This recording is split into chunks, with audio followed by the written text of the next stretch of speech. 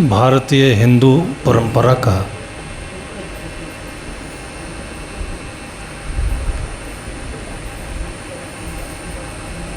बहुत महत्वपूर्ण पर्व है।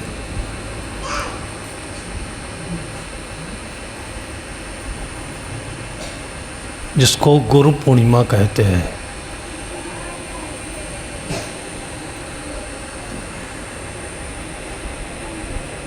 जीवन जिस वातावरण में, जिन लोगों के बीच में, जिसको जगत कहते हैं, संसार कहते हैं, हम जी रहे हैं, वो समुद्र के समान है, महासागर के समान है, जिसमें हमेशा लहरें बनती रहती हैं, ज्वार भाटा आता रहता है, जाता रहता है। जिन लोगों ने समुद्र देखा है वो आजकल तो सबके घर आंगन में टीवी है, उसमें देख सकते हैं। जैसे समुद्र में लहरें चलती रहती हैं, ठीक ऐसे ही सबके मनों में विचारों का उथल पथल चलता रहता है। लहरों के समान कैसे विचार आएंगे? कभी कभी दोस्ती दुश्मनी के विचार आते हैं। आजकल के समाचारों में आप लोग सुनते होंगे, किसी के ऊपर तेजाब डाल दिया ले जा कर के, ये भी विचार है। वो तेजाब डालने के बाद क्या परिणाम आएगा ये कोई सोचता नहीं है।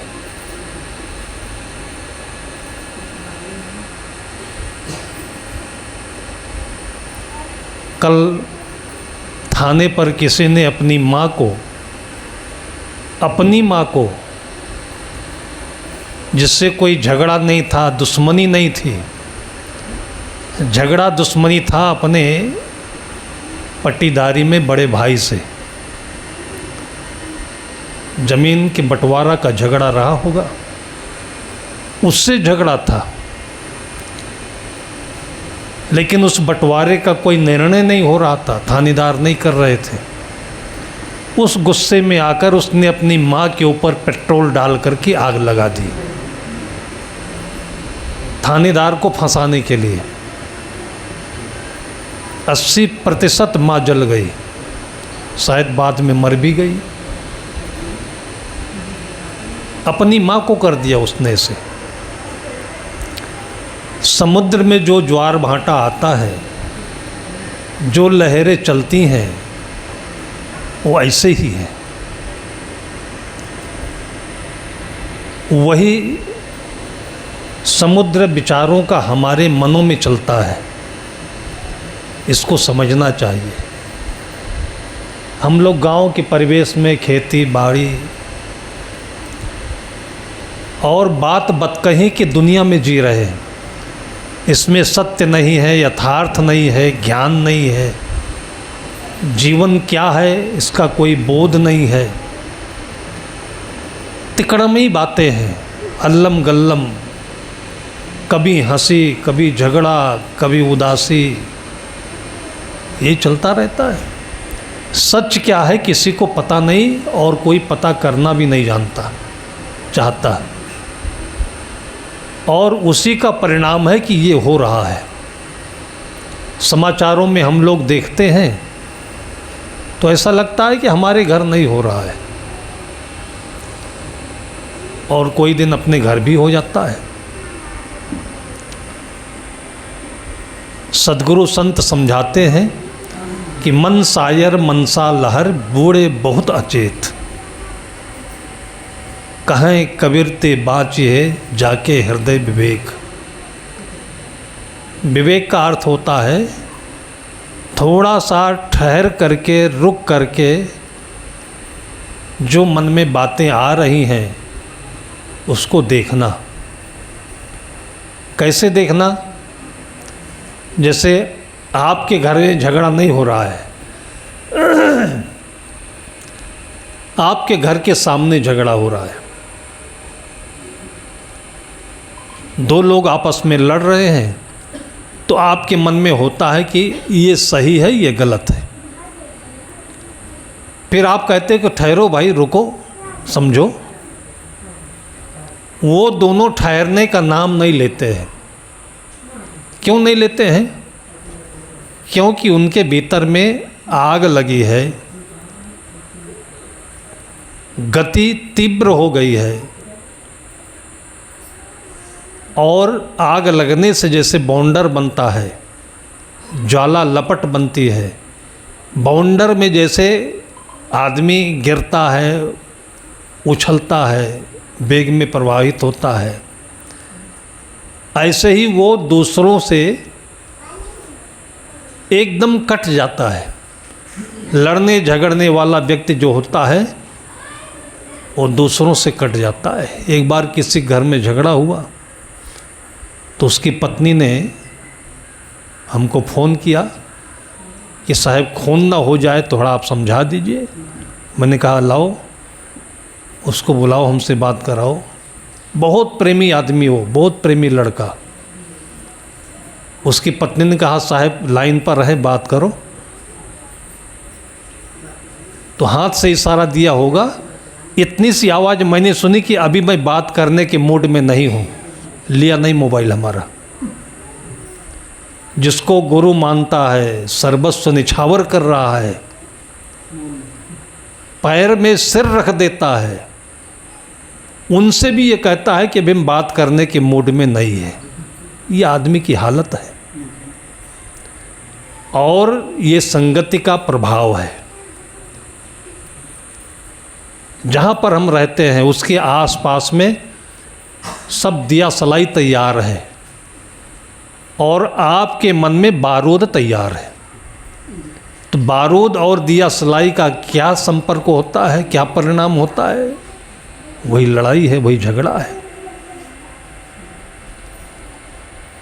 अब ये अनादिकाल से ऐसे सबके मनों में है, ऐसा नहीं कोई आजकल है, ऐसा अनादिकाल का है।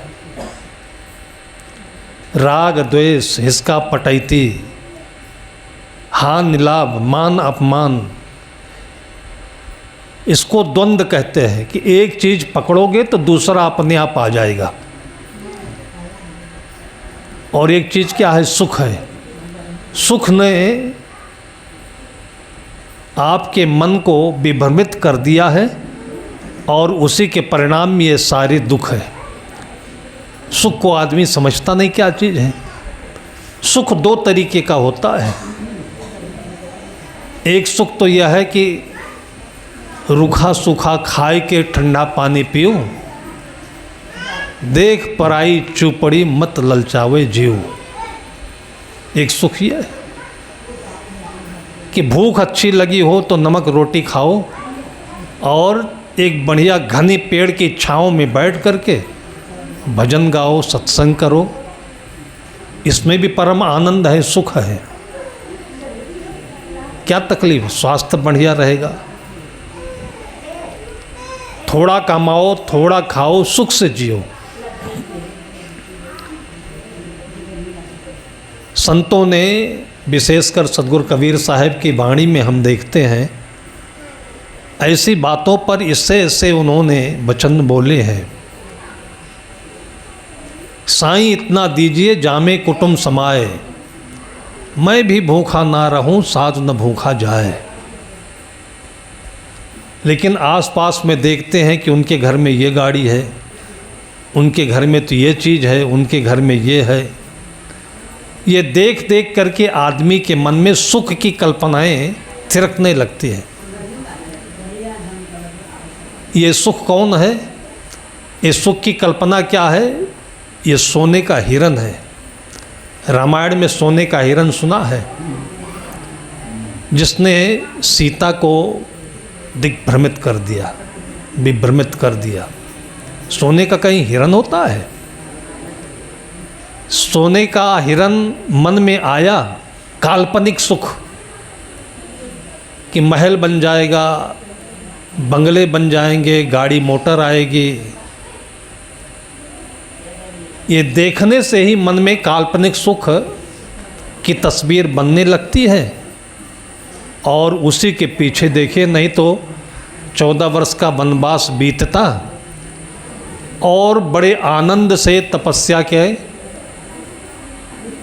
सुख में जीवन बीतता और फिर अयोध्या आते राम सीता, पूरी जनता, पूरी प्रजा सुख में रहती।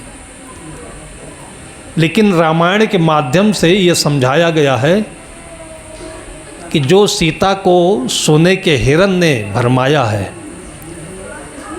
दूसरों के घरों में देख देख करके हमारे मन में जो कल्पना होती है, ये वही सोने का हिरन है। ये इसी सुख के पीछे अनंत दुख है, अनंत दुख है। थोड़ा थोड़ा करके आगे बढ़ो, थोड़ा थोड़ा करके। आगे कहाँ बढ़ना है? आगे उम्र में बढ़ना है। जैसे उम्र बढ़ती है तो हम बुद्धि से मैच्योर होते हैं, परिपक्व होते हैं, अनुभवी होते हैं, तो उस बुद्धि का लाभ हम बच्चों को देते हैं। उसी बुद्धि में जब पैसा मिलता है तो उस पैसे का लाभ क्या होता है? समृद्धि होती है। घर शुद्ध हो, ढंग का हो। हमने देखा है और देख रहे हैं, 40 वर्षों से हम बाराबंकी में घूम रहे हैं। इतनी मेहनत करके लोग पिपरमिंट गोड़ते हैं, हम लोगों को पसीना आ जाता है। हम भी थोड़ी देर जाकर धूप में खड़े होते हैं। इतनी मेहनत से आलू मिलता है, लेकिन उसके साथ साथ विवेक नहीं है, सद्बुद्धि नहीं है। पैसा बहुत मिलता है। अभी आलू का रेट कितना है?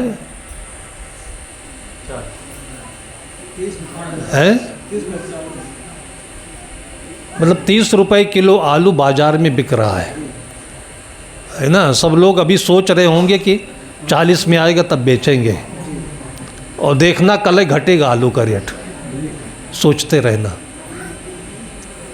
कुछ लोगों ने 15 में बेच दिया, कुछ ने 20 में बेच दिया। हमने ये भी देखा है कि 2000 का रेट, 2500 का रेट चलता था पेपरमिंट का। 2000-2500 रुपये लीटर बेचे नहीं लोग। वो आज तक रखे हैं, कभी न कभी तो आएगा ही।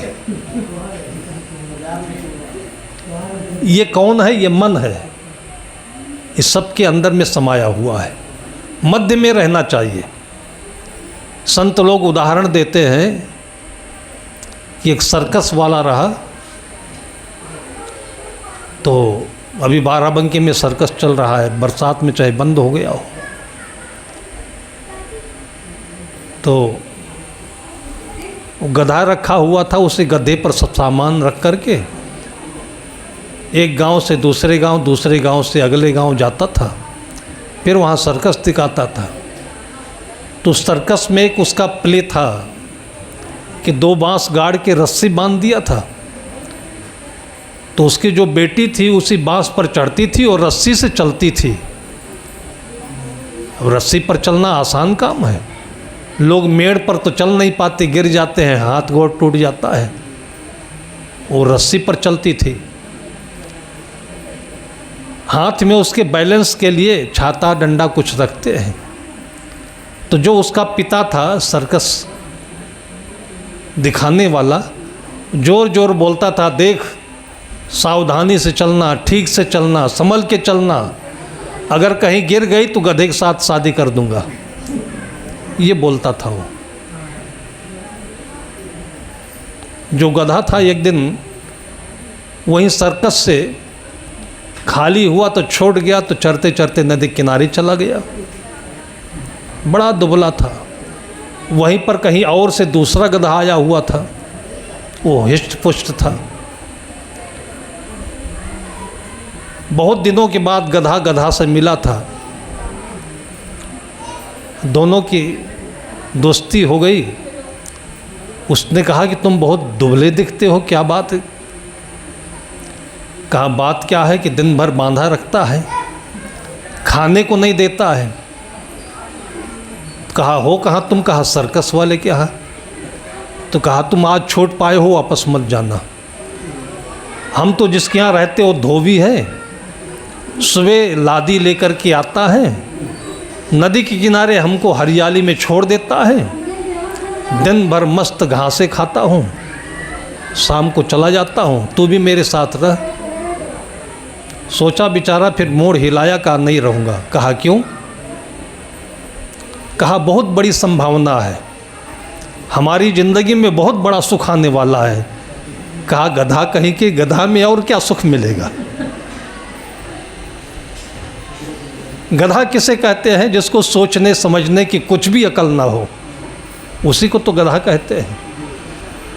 वो अपने मित्र से कहता है कि हमारे जीवन में बड़ी संभावना है, सुख आने वाला है। कहा कैसा सुख? कहा बहुत बड़ा सुख, तू नहीं समझ पाएगा। अरे कहा कुछ तो बोल। तब फिर उसने कहानी बताई कि मेरा जो मालिक है उसकी बेटी अभी कुमारी है, वो रस्सी पर चलती है, थिरकती है, कभी इधर कभी उधर, मुझे लगता है गिर जाएगी गिर जाएगी। गिरती नहीं है, लेकिन शर्त है कि अगर गिर गई तो मेरे साथ उसकी शादी जरूर हो जाएगी। तब उसने कहा कि मुझे तो ऐसे कहते हैं तू पक्का गधा है। गधे कहीं के, वो लड़की है, तेरे साथ कोई शादी करेगा? वो इंतजार में था कि कभी न कभी तो गिरेगी पक्का और शादी भी हो जाएगी। इसी इंतजार में हम लोग ये कर रहे हैं। ये कौन कर रहा है? ये मन के विचार। इतनी मेहनत करके किसानी होती है और शादी विवाह के एक रात में सब पैसा बारूद बनकर उड़ जाता है, दिखावे में। कौन शुरू करेगा? हम लोगों का परिवार अपना रहा नहीं, और जिनको अपना परिवार मानते हैं वो यही कहता है कि भी बात करने के मूड में नहीं है। जिनके घर में हम दाल रोटी खाते हैं, मलाई खाते हैं, खीर खाते हैं, वो भी हमारी बात नहीं मानता है, गुरु मानता है।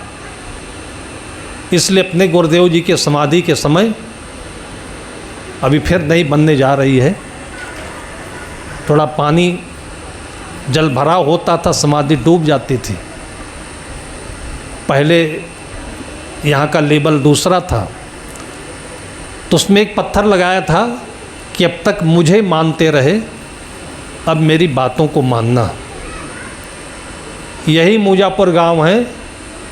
सन 1925-26 के समय वो पहली बार आए, पन्ना लाल के पिता, और यहाँ पर मास्टर साहब आए होंगे हरनाम सिंह। इनके परिवार के लोग, शाह जी के परिवार के लोग, ये बगिया नई नई लगाए थे। ये सन 1929 में लगी बाग है ये। और सदगुरु प्रेम साहब तब उसमें कोई 15, 16, 17 की उम्र के थे। रेख नहीं आई हुई थी मोच के, और खूब मोर बोलते थे, कोकते थे, नदी में नहाते थे, वहीं तप करते थे। दिन में एक बार गांव में भोजन करते रहे। तब से यहाँ संत आ रहे हैं। उनके त्याग को, उनकी तपस्या को गांव वालों ने देखा, उनकी सेवा की। इस गांव से चलने लगते थे साहब तो लोग रोने लगते थे। इतना मोहब्बत, इतना प्रेम। लेकिन उनकी बातों को भी मानते थे कि नहीं मानते थे, ये सब अपने दिल में हाथ रख के सोचे। वो चीज़ मैंने जब देखी तो मैंने उसमें लिखा कि मनो साहब यहीं पर हैं। माता पिता गुरु ये कभी मरते नहीं। अभी कल परसों छत्तीसगढ़ में एक डीएम के पास रहता है पेशकार, तो उसकी माँ दिवंगत हो गई तो फ़ोन पर फूट फूट के रो रहा था। मैंने कहा माँ तुम्हारी गई नहीं, तुम शरीर पकड़ कर बैठे हो, माँ तुम्हारी है यहीं आसपास में, और माँ जिंदा भी है। और बेटा चाहता नहीं तो थाने पर आग लगा दिया। बेटा मर जाए तो माँ जिंदा रहे तो भी क्या है, बेटे की आत्मा मर गई, प्रेम मर गया, आस्था मर गई, वो मरनी नहीं चाहिए। तो गुरु के वचन कि अब तक मुझे मानते रहे, अब मेरी बातों को मानना। उन्हीं के रूप में सभी संत हैं। मैं कहता हूँ कि इनकी बात यह है, कितनी मेहनत से पैसा कमाते हो, पसीना का नहीं खून का पैसा है। बेटी की शादी करो तो चुपचाप एक प्लाट खरीद लो। एक शादी में 20 लाख कम से कम खर्चा करते हो, चुपचाप कहीं एक प्लाट ले लो और उसी में 2000 10,000 रुपये में मिठाई पूड़ी 10 लोगों को बुलाकर खिला दो। प्लाट अपने बेटी या दामाद के नाम रजिस्ट्री कर दो, वो भी सुखी तुम भी सुखी। ये समृद्धि है। लेकिन ये कोई मानने को तैयार नहीं है, घमंड है। लड़का वाला माने तो लड़की वाला तैयार नहीं है, लड़की वाला सोचे तो लड़के वाला तैयार नहीं है। और कौन है, दोनों भक्त हैं। जब भक्तों का यह हाल है तो दूसरों के लिए हम क्या कर सकते हैं। हम जब पहली बार आए हैं मुजफ्फर में तो केवल एक कपड़ा पहनकर आए थे बस। ये सन 80 के आसपास, 1980 के मतलब 44 साल पहले की बात है। बढ़िया बगीचा था और यही लाल समाधि में आसन लगाते थे। नदी के किनारे नीम का पेड़ है, दिन भर वहीं पढ़ते लिखते थे। और गांव के जो अब जवान हो गए हैं, बूढ़े भी होने लगे, सब बच्चे खूब सेवा करते थे। इन्हीं सब के बीच में ऐसे अहमदपुर गांव है, दरगाहपुर गांव है, रसूलपुर गांव है, इन्हीं गांवों में मैं रहा हूँ। डिग्री कॉलेज की पढ़ाई छोड़ कर आया हूँ, लेकिन इन्हीं गांव में लड़कों के बीच में रहते रहते मैंने पढ़ाई की, फिर से अपनी पढ़ाई की और गुरुदेव जी के पीछे पीछे उनकी सेवा में रहा। और जो ज्ञान मिला उसमें, उसकी कीमत वो मिली कि हमारी पुस्तक पहली बार जब छपी 1999 में 2000 में, हमें पता नहीं था। इंदौर विश्वविद्यालय के जो कुलपति होते हैं, उनके प्रोफेसर होते हैं, वो लोग कमेटी बनाकर सेलेक्ट करके हमारे पास चिट्ठी भेजे। तो फिर लोग जाने, तब हमारे आसपास के लोग पूछने लगे आपने कोई किताब भी लिखी है। मतलब वो किताब तब लिखी गई, किसी ने जाना भी नहीं। चुपचाप कहीं पेड़ के नीचे बैठे हैं, जंगल में बैठे हैं, एक छोटा सा कागज़ और उसे में लिख करके झोली में रख दिया। बस इतना ही करते करते वो ज्ञान जो पुरस्कृत हुआ, वो गुरु की सेवा का प्रताप है, बल है। स्कूल में आप अपने बच्चों को 5-5 हज़ार रुपये, 10-10 हज़ार रुपये, और जो बड़े बड़े लोग हैं वो लाख रुपए महीने की देते हैं, और उनके पास बैठता हूँ तो कुछ भी नहीं ज्ञान उनके पास में है। क्या पढ़ते हैं माँ बाप, क्या करते हैं उनके साथ में। हम कोई उपन्यास थोड़ी सुना रहे हैं आप लोगों को, हम तो आप लोगों के बीच में ज़िंदगी जी कर बता रहे हैं और पूरा जीवन घूमे हैं। हमारे हाथ में एक भी पैसा नहीं है। यही मोतीलाल बोरा जी आए थे, किसी तरफ से रास्ता नहीं था लेकिन आए, और उसके बाद यहाँ चारों तरफ से रास्ते मिले, टेलीफोन मिला, बिजली मिली। ये कैसे हुआ, ये समृद्धि कहाँ से आई? ये एक पुण्य प्रताप है, अच्छे वातावरण का प्रभाव है। इसी गांव में जब बच्चे कहीं बिगड़ते हैं, आउट ऑफ लाइन होते हैं, तो देख करके मन को रोना आता है कि हम लोगों के साधु होकर यहाँ बसने से, रहने से किसको फ़ायदा है, क्या मतलब है। हमारे लिए तो काठमांडू में 3-4 किलोमीटर, अभी उपकार साहब वहाँ 2 महीना रहकर आए, इतनी सुंदर कुटिया बनी हुई है, झरने हैं मोटे मोटी धारा वाली, चारों तरफ हरियाली और पहाड़ी और सफ़ेद हिमालय, वहाँ भी खाना मिलता है। लेकिन जिस आस के साथ हम कि गांव में रहेंगे, गांव वालों का स्वर्ग उनके दिलों को सुकून देगा, लेकिन गुरु मानते हैं। इसी गांव में खूब दूध मलाई हम खाए। जब 1-1 महीना के लिए आते थे तो लोग खूब खीर बनवाते थे, पूड़ी बनवाते थे। लेकिन जो जीवन जीने के लिए गुण चाहिए, ध्यान चाहिए, श्रद्धा चाहिए, प्रेम चाहिए, वो जब माएँ शाम को सवेरे अपने बच्चों को याद दिलाएं, हम लोगों ने अपनी माँ से सीखा था तो यहाँ तक पहुँचे। तो ये चीज़ माता पिता के ऊपर निर्भर करता है और उसका सार हम आप लोगों के सामने, चूँकि आज गुरु पूर्णिमा है और सबके बेटे, सबका मन, सबका घर आंगन ऐसे परिपूर्ण हो, भरे। लोग आते हैं घर में, जो पंडित हो या नानी हो या मौसी हो, बच्चों को आशीर्वाद देते हैं तो कहते तुम्हारा खजाना भरे। तो आज वो दिन है कि ये भाव मन में रखोगे तो खजाना भरेगा। उसके तरीका यही है। हमारा खजाना भरा नहीं, हमारे पास एक नया पैसा नहीं। बोरा जी उस समय 1 लाख रुपए भेजे वहाँ से और मैंने केवल 50,000 के लिए कहा था। उन्होंने कहा था कितना, मैंने कहा कि धर्मशाला में कुछ बनता है। उन्होंने कहा कितना लगेगा, तो मैंने कहा 50,000। जब वहाँ से चेक आया तो 1 लाख रुपए का आया।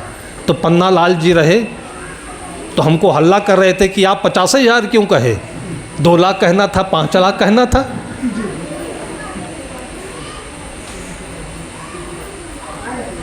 चाहने से चीज़ें नहीं मिलती हैं, जब नहीं चाहते हैं तब चीज़ें मिलती हैं। उस समय 1 लाख आया था, यहाँ कितने कितने लाख दे करके जाने वाले लोग मिले और उसी संसार की धारा में, गति में होते तो हम भी फॉर्चूनर लेते, 7 महला मकान बनाते, लखनऊ में बनाते, दिल्ली में बनाते, सब जगह बना बनाया मिल रहा है। इसलिए हम बनाते नहीं, अपने आप बनता है। और किसके लिए? केवल आप सबके लिए। अभी दिल्ली में भी एक आश्रम बन रहा है। हमारे गुरु भाई थे संत श्री अमर साहब, यहीं पास घाघरा के तट के रहने वाले, बहुत जल्दी चले गए हो, लेकिन सब यहाँ सौंप गई, जगह पड़ी थी। मेरे मन में आया कि हमारे किस काम की है, वहाँ तो हम भक्तों के यहाँ भी रह लेते हैं। आप सबके बच्चे कभी IAS के लिए कोचिंग करने जाएं, कभी दिल्ली जैसे राजधानी में ज़रूरत लगे तो वहाँ भी बड़ा सुंदर आश्रम बन रहा है। कहाँ चंडीगढ़ की रहने वाली एक IAS घर की महिला, हरियाणा में जो मैनेजर साहब आते हैं उनके सबके संपर्क के लोग कुछ पैसा दिए, ये श्री उपकार साहब वहीं रहते हैं। तो जो पैसा हमारे हाथ में आया, हाथ में नहीं आया, नाम में आया, गुरुजनों के नाम में आया, परंपरा के साधु संतों के नाम में आया, एक एक आना पाई पैसा इसी में गाड़ देते हैं हम। हमारा सुख क्या है? हमारे में है। जैसे पहले आते थे तो यही एक कपड़ा पहनते थे, आज भी इतने पहनते हैं और आज भी पैदल चलते हैं, सूखी रोटी खाते हैं। हमारा आनंद कोई कम कहीं है क्या? लेकिन इतने पर भी जब देखते हैं कि आप लोगों की मेहनत का, हम तो कोई पेपरमेंट गोड़ने नहीं जाते हैं, लेकिन आप लोगों की तकलीफ़ देखकर हम धूप में थोड़ी देर खड़े होते हैं, हमको भी पसीना आए, रास्ते में पैदल चलते हैं। स्टेशनों पर जो अपना बंडल है हम कुली नहीं करते हैं, सिर पर अपने उठाते हैं। रिक्शा वाला नहीं करते हैं, अपने पैदल लेकर चल लेते हैं कि मेहनत देखें तो कितना रंग लाता है। उस मेहनत से हमारे अंदर में बोध पैदा होता है, ज्ञान मिलता है। आप लोग तो हमसे 100 गुना 1000 गुना अधिक मेहनत करते हो, ज्ञान क्यों नहीं आता है? गुरु भी है, भक्त भी है, शिष्य भी है, लेकिन गुरु शिष्य के बीच में जो डोर बंधनी चाहिए, सुरति बननी चाहिए, उसका अभाव है। दूसरा कोई लुभा ले रहा है। लोग आते हैं, अभी देखिए विश्वास ट्रेडिंग कंपनी चली, सहारा कंपनी चली, सहारा वाले भी हमारे पास आए और बोले आपके पास पैसा होगा, आप जमा कर दीजिए, 2 साल में दुगना हो जाएगा। मैंने कहा पहले बात तो ये आप गलत जगह पर आए हो, साधु के पास पैसा नहीं होता है। हमारी संस्था है, समिति है, वो ये लंद फंद काम नहीं करती है। ये संस्था सरकारी है, हम सरकार से संबंध रखते हैं, सरकार से लेखा जोखा देते हैं, वहीं रखते पैसा। और उसी समय अगर लालच में रख दिए होते सहारा श्री ऊपर चले गए। विश्वास कंपनी में अभी परसों हमको किसी एक भक्त के बेटे ने बताया 28 लाख रुपए जमा किया था, और 28 लाख 20 लाख जमा करने वाले हमको कम से कम 5-10 लोग मिले हैं, जिसमें साधु भी हैं। बर्बाद गए वो। क्यों ऐसा हुआ? लालच में। साईं इतना दीजिए जामे कुटुब समाए, मैं भी भूखा ना रहूं साधु न भूखा जाए। कहीं गुरुदेव जी के साथ हम बाहर बगिया में रहते थे, एक माता आई, रुमाल में कुछ बंधा हुआ था, सामने हमने रख दिया। गुरुदेव जी के साथ रहते थे इसलिए लोग विश्वास करते थे। उसने कहा साहब इसमें मामूली चीज़ है, तुच्छ भेंट है ये, आप इसको रखिएगा, बताइएगा नहीं किसी को, और जब मेरी ज़िंदगी नहीं रह जा तो खर्च कर दीजिएगा। मैंने झोला में रख लिया उसको, झोली में। तब हम लोग एक कंधे पर टांगने वाली झोली रखते थे। 2-3 दिन याद नहीं रहा। एक दिन थोड़ा फुर्सत में आया तो मन में आया कि देखें क्या चीज़ है इसने दिया है। जब रुमाल मैंने खोली, रुमाल बिल्कुल गंदी थी। जब मैंने रुमाल खोली तो आंखें फट गई कि उसने बताया नहीं और गर्दना कट गया होता तो। वैसे भी हमारी झोली कोई देखता नहीं है। हम लोगों का जो ट्रेन पर चलते हैं तो सामान भी कोई नहीं देखता, क्योंकि यूरिया खाद की बोरी में बांध देते हैं, कौन देखेगा? अटैची हो, पर्स हो, सूटकेस हो तो देखेगा कोई। तो साधु की झोली कोई काहे को देखे। जब रुमाल मैंने खोला तो जानते हो उसमें सोने के 2 कड़े थे, एक एक कड़ा 7-7 तोले का था। उसने कहा तुच्छ भेंट है ये, किसी से बताइएगा नहीं। और बताया भी नहीं मैंने, अब बताता हूँ। वो कौन थी ये? आप लोग जानते होंगे बहुत में है। ये तालकेदारिन थी, इस गांव में आती थी वो, और इनके छंगालाल के घर पर रहती थी। उससे पहले 1 लाख रुपए देकर के ये हाल बनवाया। क्यों बनवाया? हमने कभी कहा नहीं उससे। करोड़पति महिला। लेकिन जब इसकी नींव बन गई तो इनके घर में वो बोली कि साहब आश्रम बनवा रहे हैं, मुझे नहीं बताए, नहीं मैं सहयोग करती। तो इनके पिताजी ने कहा कि साहब किसी से नहीं बताए, और तुमको जो देना हो तो दे दो। तब बुला करके उसने हमको 1 लाख रुपए दिया। उस ज़माने में 1 लाख में एक कमरा, ये हाल पूरा बन गया था। बाद में उसने फिर यही दिया। फिर उसको श्री मनन साहब हमारे साथी होते थे, वरिष्ठ संत, फिर उनको मैंने दे दिया, उन्होंने बेच दिया। उस समय 5,000 रुपये तोला होता था। 7 दूना 14, 14 पंचे 70,000 रुपये मिला था। उसको जमा कर दिया। बाद में फिर वही दलसराय में मैंने ज़मीन में लगा दी। पैसा बहुत ख़राब चीज़ होती है। मैं रहूं या ना रहूं, पैसा बर्बाद हो जाएगा, परंपरा बर्बाद नहीं होनी चाहिए। इस तरीके से एक एक आना पाई जिसने दिया हमें। आप आम भी देते हो ना, तो हम आम खा लेते हैं, गुठली फेंकते नहीं। गुठली हम लगा देते हैं कि आपका नाम जमेगा और फलता रहेगा, और हजारों पीढ़ी उसमें खाती रहेगी। ये जो आप इस बगीचे में आम देख रहे हो, ये सतगुरु विशाल देव के खाया हुआ आम की गुठली है।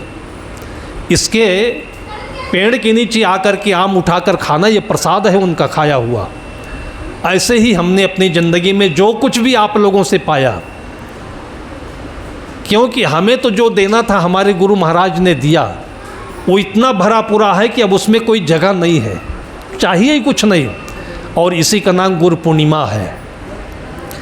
और जो लोग देते हैं तो आम, उसका प्रयोग हम अपने लिए, जो दाल है, चीनी है, शक्कर है, भंडारा है, ये करके जो बचता है वो गुठली के रूप में यहीं डाल देते हैं। ऐसे ही बकौली में सतगुरु विशाल देव के नाम से कुटी थी, उसको भी ऐसे बिगड़ा जा रहा था, बहा जा रहा था। तो लगभग 2-3 लाख रुपए लगा करके, रजिस्ट्री करके, संस्था के नाम करा करके उसको स्थिर कर दिया। ऐसे कितनी कुटियाँ रही।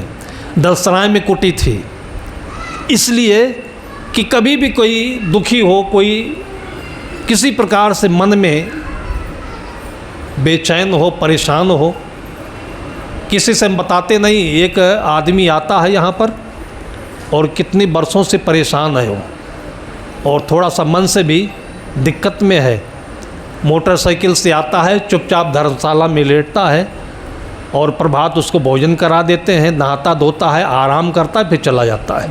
कभी नहीं पूछा हमने कौन हो, कैसे हो, क्यों आते हो। ये जगह वो है कि जहाँ आने से आराम मिलेगा और मन का क्लेश कटेगा, समृद्धि आएगी, सद्बुद्धि आएगी। आज गुरु पूर्णिमा का अवसर है और सब लोगों को गुरुजनों का यही संदेश जो उनके जीवन के व्यवहार में देखा, अपने जीवन के व्यवहार में पाया, वो आप लोगों के सामने इसलिए रखा कि आप लोग भी समृद्धशाली बने। आप लोगों के हाथों में बहुत बड़ी पूंजी है। हमने तो कुछ किया नहीं तो ये पूंजी है। आप लोग तो रात दिन बहुत मेहनत करते हो। हम चाहते हैं कि आपके बेटे डॉक्टर बने, कलेक्ट्रेट में जाएं, इंजीनियर बने, अच्छी जगहों पर पहुँचें और दुखी लोगों की, भटके हुए लोगों की, संतों की और गांव के गरीब लोगों की सेवा करें। एक बार चारबाग से हम लोगों को एयरपोर्ट की तरफ जाना था।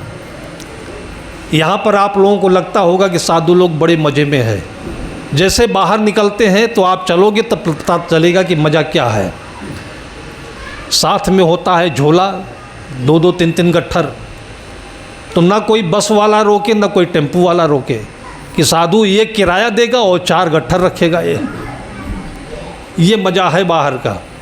ट्रेन में भी लोग घुसने नहीं देते हैं कि इसके पास टिकट होगा नहीं। टिकट भले हमारा एसी का हो, लेकिन शुरू में लोग यही नापते हैं कि इसके पास टिकट तो होगा नहीं, तो कहते जनरल में जाओ बाबा जी, जनरल में जाओ। ये मज़ा है, लेकिन बाद में उसको सिखा के छोड़ते हैं। तो हम लोग चारबाग रेलवे स्टेशन से निकल कर खड़े थे, वो टेम्पू वाला कोई बैठा ही नहीं। फिर एक पुलिस वाला आया, टेम्पू वाले को 2 डंडा मारा। तो हम कहे भाई मारते क्यों हो इसको? अरे नहीं बैठाएगा, हम दूसरे पर जाएंगे। कहा बैठाएगा साला भी। चलो बैठो। अब टेम्पू वाला निकला, अब वो कहाँ पर आया, हम कहा बैठेंगे नहीं तो ये पुलिस वाला और मारेगा इसको। बैठे हम लोग। फिर आया, पैर छुआ और पूजा देने लगा वो पुलिस वाला। साहब बंदगी बोला तो कहा साहब पहचाने नहीं। मैंने कहा देखो भैया बहुत दिन के बाद तुम मिले हो, नाम नहीं याद, पहचान तो रहा हूँ। कैसे बोल दी कि नहीं पहचाने? तब बोला कि मैं राजेंद्र हूँ साहब, राजेंद्र। पास में वहीं बक्सी तालाब के पास एक गांव मल्लीपुर है, भक्त का बेटा था वो। उसने कहा मैं पुलिस में हूँ साहब। मैंने कहा ये साधु संतों का दर्द इसलिए जाना कि साधु संतों ने इसकी माँ को जो आशीर्वाद दिया है उसका दूध पिया है। ये आपके बेटों में ये दर्द भर जाना चाहिए। जहाँ भी हो, जिस कुर्सी पर हो, वो काम कर दे कि माता पिता का नाम लोग दूर दूर तक लेते रहे। ये गुरु पूर्णिमा है, इससे उन्नति होगी, समृद्धशाली बनोगे। और वैसे तो हम लोग गाली भी बहुत सुनते हैं। सड़क बनाना हो तो बिना गाली सुने सड़क नहीं बनती, नाली बनवाना हो तो गाली सुनते हैं, बाहर जाते हैं ट्रेनों में गाली सुनते हैं, और उसी के साथ साथ माला भी पहनते हैं, उसी के साथ साथ हम मिठाई भी खाते हैं। आपने देखा, कभी नहीं जाना होगा, जब भूपेश बघेल जी मुख्यमंत्री बाद में हुए तब यहाँ आए, तब लोग पूछने लगे बाराबंकी में छत्तीसगढ़ का मुख्यमंत्री कैसे आ गया। बाराबंकी में बैठे नेता लोग भी आकलन लगाने लगे। वो भूपेश बघेल यहाँ कितनों बार आए, लेकिन अकेले आते थे। हालांकि वो मंत्री रह चुके थे, दिखाते नहीं थे। आते क्यों थे कि पूर्व जन्मों का उनका पुण्य था। नहीं तो वहाँ अपने घरों में उनके पास कोई कमी नहीं, 1000 बीघे के मालिक है। शहर में उनके पास 200-300 बीघे ज़मीन है, लेकिन पुण्य था तो संतों से प्रेम था। और ऐसी गर्मी में भी आए, जहाँ जहाँ जाते थे, नेपाल भी साथ गए, दिल्ली भी साथ में घूमे। और जब मुख्यमंत्री बन करके यहाँ आए, उनके साथ प्रोटोकॉल आया, पुलिस आई, तब लोग चकित रह गए कि ये कैसे आ गए यहाँ पर। फिर उसमें कहने वाले लोग ये भी कहने लगे, ये भाई अब साहब तो बड़े हो गए, इनके पास बड़े लोग आते हैं। तो किसी ने जवाब दिया है कि बड़े लोग नहीं आते, जो यहाँ आते हैं वो बड़े हो जाते हैं। जो यहाँ पर आता है वो बड़ा हो जाता है। अब दो चीज़ें हैं, एक नेगेटिव थिंकिंग है, पॉजिटिव है। आपकी बुद्धि किस तरफ चल रही है? हम आपसे कहाँ बड़े दिखते हैं? भाई हमारे पैरों में पहिया नहीं बांधा है, हम सोने की कोई अंगूठी नहीं पहनते हैं, गले में गुरु का दिया हुआ ये सूत का धागा है, चप्पल भी आप लोगों से सस्ता पहनते हैं, साड़ी धोती आप हज़ार का लेते होंगे, हमारा 200-400 रुपये में हो जाता है, साबुन भी बहुत ज़्यादा नहीं लगाते, किसमें बड़े हैं? लेकिन जो बड़प्पन दिया गुरुदेव जी ने, उसके स्पर्श से यहाँ आने वाले सब बड़े हो जाते हैं। ये सूत्र है, ये मंगल सूत्र है, ये अपने बच्चों को सिखाना, और ये गुरु पूर्णिमा बनेंगे और ऐसे ही सबके घर आंगन में लक्ष्मी बरसती रहे। चाहने से कुछ नहीं होता है, सपने देखने से नहीं होता है, केवल दूसरों की नकल करने से नहीं होता है, केवल कंपटीशन से नहीं होता है, श्रद्धा से होता है। माँ के साथ श्रद्धा रखो, पिता की सेवा करो, असहाय लोगों की सेवा करो, और ये तब बनेगा जब अच्छे लोगों के पास बैठोगे, सद्बुद्धि आएगी, उनके पास बैठो। पैसा आते ही सद्बुद्धि तो आती नहीं, घमंड आ जाता है। अभी अरविंद सिंह गोप जी, जो भूतपूर्व आपके यहाँ मंत्री रहे, आए, पुराने से परिचय है। इस बार साथियों ने याद किया कि अपने प्रेमी हैं, संतों को मानते जानते हैं, बहुत दिन हुआ नहीं आए, तो गुरु पूर्णिमा में हुआ, ये कई बार में आ गए। उन्होंने चलते चलते अंत में यही बात कही कि लोगों को कुछ भी मिलने से, पद मिलने से, पैसा मिलने से, नौकरी मिलने से घमंड हो जाता है, अहंकार नहीं होना चाहिए। वो आए होंगे, उनकी गाड़ी ही 2 करोड़ की लोगों ने बताया, हम तो देखे नहीं, लेकिन लोगों ने बताया 2 करोड़ की गाड़ी होगी। लेकिन इतना कम नहीं है कि आप लोगों के बीच में आकर बैठने से उनके अंदर प्रेम जगता है। उनको केवल बड़ा मत समझिए, उनके भीतर में जो बड़प्पन है, जो योग्यता है, उसको भी समझिए। ऐसे कितने लोग आए, केरल के राष्ट्रपति आने जाने में 3 दिन लग जाने वाले, हमारा उनका कोई परिचय नहीं, केवल एक बार फ़ोन में बातचीत हुई है, और उसके बाद एक बार घनघोर पानी बरस रहा था तो बाराबंकी के आश्रम में आ गए, और उसके बाद वहीं बोल दिया, तो 3 दिन रास्ते लगा करके यहाँ आकर गए हैं। जो भीतर से बड़ा होता है वो बड़ा होकर के जाता है, बड़ा होकर के आता है। उस बड़प्पन को आप लोग समझें। ये थोड़ा बहुत पैसा पा करके सावधानी रखिए कि मन में जो अहम आता है, घमंड आता है कि हमारे लिए अब कोई किसी की ज़रूरत नहीं है, यही आदमी को आगे फलने फूलने नहीं देता है। गोस्वामी जी कहते हैं कि बरस ही जलद भूमि नीराए, यथा नवहि बुद्धि विद्या पाए। पैसा पाने पर, सद्बुद्धि पाने पर आदमी झुक जाता है। अपने गांव में, यही पास में एक मुड़िया गांव है, बहुत पहले, हम कटहली के आसपास शायद पड़ता है, कटहली नहीं कटघरा, जहाँ बदलू सेठ जी रहते थे। तो पास में उस गांव में एक IPS अफसर हुआ, वाजपेयी जी कोई थे। तो लोग बताते थे कि जब वो गांव आते थे तो उनके साथ तो सिक्योरिटी होती, पुलिस का अमला होता था, सबको दूर बॉर्डर पर रोक देते थे।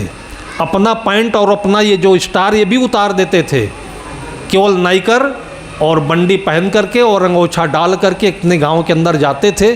किसी जात का कोई हो उसको काका कहते थे, भैया कहते थे, काकी कहते थे, और सबको हाथ जोड़ते थे। पैसा पाने के बाद, सद्बुद्धि पाने के बाद, समृद्धि आने के बाद ये होना चाहिए, ये संत लोग सिखाते हैं। एक गांव में ऐसे चबूतरे पर संत कथा वार्ता कर रहे थे, ऐसे 10-20-50 लोग बैठ गए, तो समझा रहे थे कि देखो बहुत जूझो नहीं, मरो नहीं। जैसे कि हम लोग कहते हैं कि अभी किसानी चल रही है, अभी छुट्टी नहीं है, काहे के लिए छुट्टी? अच्छे काम के लिए जाने में छुट्टी नहीं है। केवल मेहनत करने से पैसा नहीं मिलता है, ये चीज़ समझो। इसलिए अच्छे काम में अपने सारे काम छोड़ करके भी वो नुकसान नहीं है, और जाओगे तो जो काम वर्षों में नहीं बन रहा होगा वो 1 सेकंड में बन जाएगा। इसलिए सुदामा और कृष्ण की कथा आती है। जिंदगी भर सुदामा मेहनत किए, पढ़े थे किसके साथ? भगवान श्री कृष्ण के साथ। कितना बड़ा गुरुकुल रहा होगा। आज अमिताभ बच्चन और राजीव गांधी एक स्कूल में पढ़े, तो सोच लीजिए कि अमिताभ बच्चन और राजीव गांधी का स्टेटस क्या था।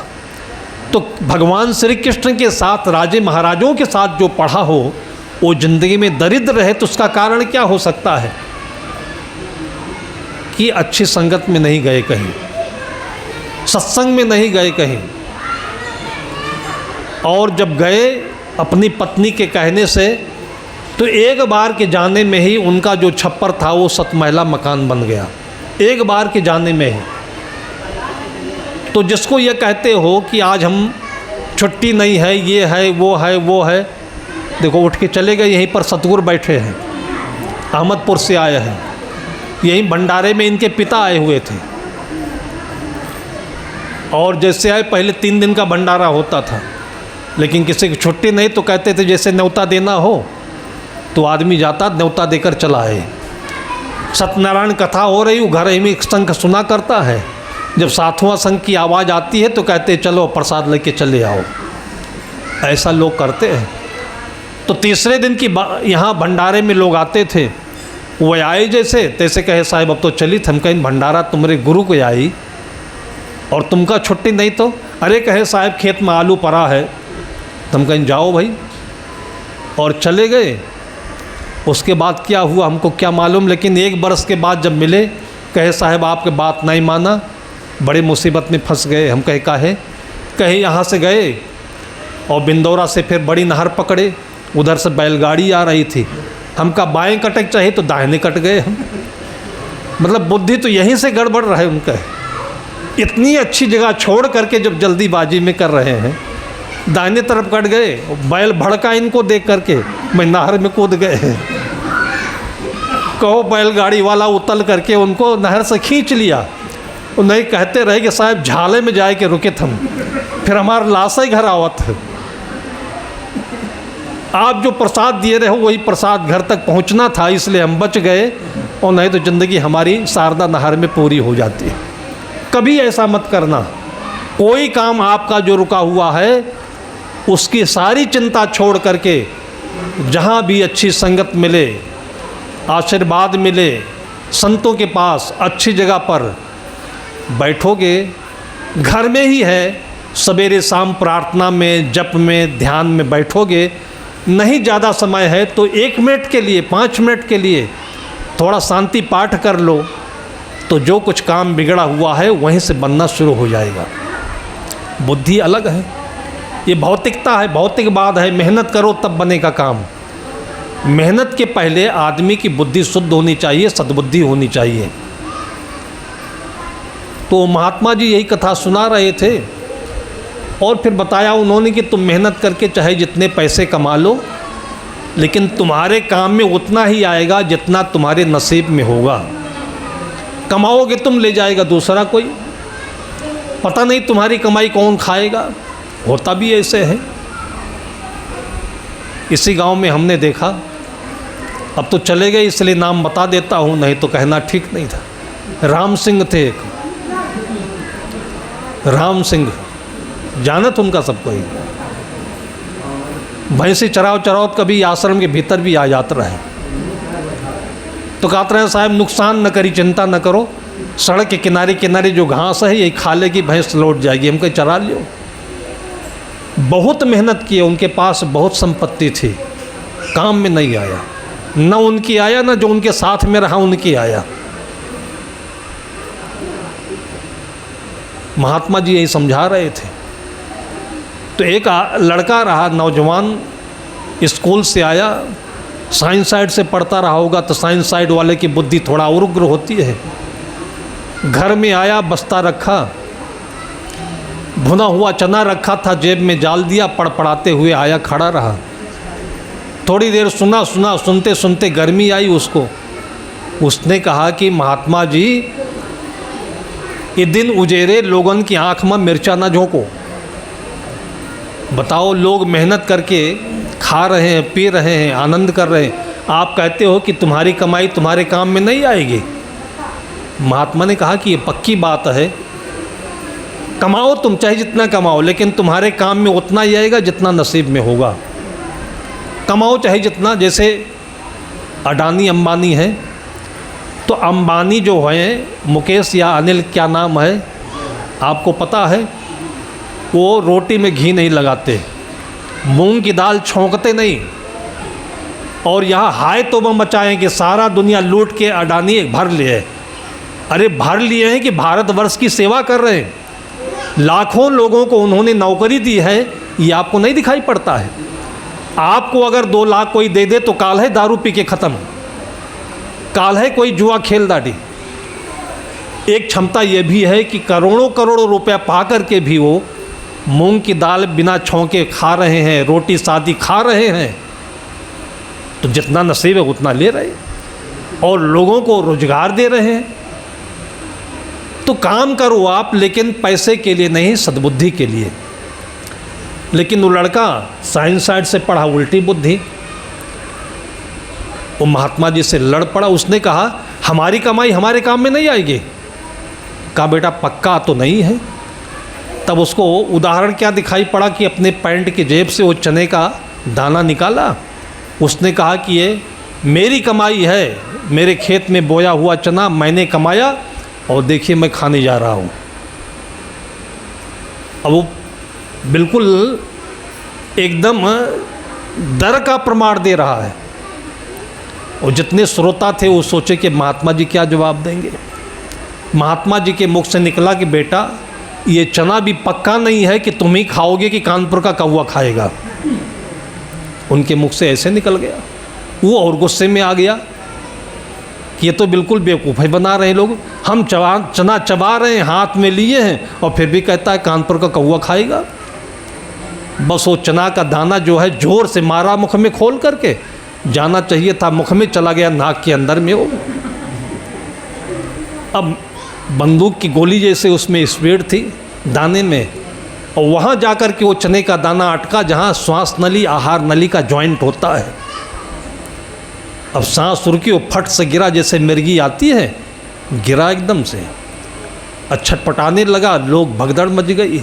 उसके घर तक बात पहुंची। घर वाले आकर महात्मा जी को अभी तभी बोलने लगे। एक वृद्ध बैठा था जो देख रहा था सब कुछ। उसने कहा महात्मा जी से भिड़ो नहीं, ये भी भिड़ा था, इसकी नाक में चना घुस गया है, ले जा कर के इसका इलाज कराओ। वो लोग उंगली डालने लगे नाक में। वही तमाशा हो गया। वो चना नाक के रस को पा कर के पानी और फूलने लगा, तबीयत बिगड़ने लगी उसकी। फिर जब बुढ़े ने बहुत डांट लगाई तब डॉक्टर के यहाँ लेकर गया। वो यही उन्नाव कानपुर बाराबंकी लखनऊ के बीच का रहने वाला था। तो वहाँ हाईलाइट अस्पताल में कोई उसका परिचय रहा होगा। डॉक्टर के यहाँ ले गया, इमरजेंसी में ले जा कर के डॉक्टर ने ऑपरेशन किया। ऐसे नहीं निकलेगा। फिर ऑपरेशन करके वो चने का दाना निकाला। डॉक्टर ने कहा कि मर जाता अभी 10 मिनट नहीं आते तो, और तुम लोग इसमें उंगली डाल डाल करके और इसको अंदर कर दिया। ये उंगली से निकल पाता चना ये। फिर दिखाया। उसके बाद चने के दाने को चिमटे से पकड़ा हुआ था, पास में खिड़की थी, खिड़की से बाहर फेंक दिया। और जैसे फेंका पता नहीं कहाँ कौवा बैठा रहा, वो आकर के गिरने भी नहीं पाया चना, वो अपने मुख में ले लिया। तो जिन लोगों ने देखा उनमें से एक यहाँ भी था जहाँ पर ये कथा हुई थी, बवाल हुआ था। कहा भैया साहब जी तो कह रहे कि पता नहीं कि तुम खाई हो चना, कानपुर का कौवा खाई। आखिर खाए इस कानपुर का कौवा ही हो, लेकिन इनका सिखाए के समझाए के तब खाए इस कौवा। चाहे जितना घमंड करो, लेकिन ये विशाल प्रकृति, ये ब्रह्मांड एक तंत्र के तहत चलता है। उसी सिस्टम को, तंत्र को लोग ईश्वर कहते हैं, उसी को शक्ति कहते हैं। उससे मिलने के लिए आत्मा में आओ, यहीं से परमात्मा मिलता है। और इसी परमात्मा से, जिसको अंतर्वाणी कहते हैं, सद्बुद्धि मिलती है। अंतरात्मा की आवाज़ मिलती है, सद्बोध मिलता है, ज्ञान मिलता है, वही वेद है, वही उपनिषद है। और उसी का साक्षात करने के बाद जो मन की पूर्णता उपलब्ध होती है, उसी को याद दिलाने के लिए, स्मृति में लाने के लिए ये हमारी भारतीय परंपरा में ये गुरु पूर्णिमा का पर्व मनाया जाता है। जहाँ भी रहो सुखी रहो, बच्चों को ये मंत्र दे करके सुखी रखना। पीढ़ी दर पीढ़ी ये मंत्र उनका स्वार्थ परमार्थ दोनों सुखद रखेगा, सुंदर रखेगा।